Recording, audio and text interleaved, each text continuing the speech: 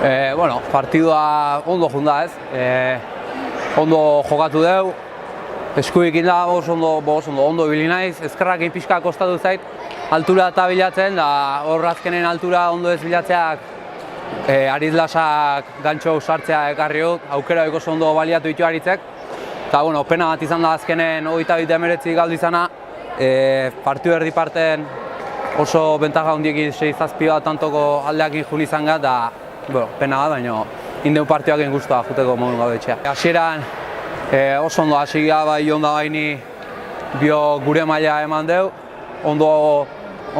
jokatu deu, eta behaiek nahiz eta galtzen jundia hasia fuerte jokatzen segin due pelotan, ez du amorik eman 22. tanto arte iritsi arte, eta azkenen behaiek guri harrapatu igue eta moralez igo india, eta pena bat izan da gu galdu izana, eta hurrengon segiko dugu. Egia esan nahiko lasai ibili naiz ez, egunen zer da nahiko lasai naiz, eta lasaitasun horrek igual lagundu dit partidu hau bastante txukun jokatzen, eta deut, hoxe, afizio handia,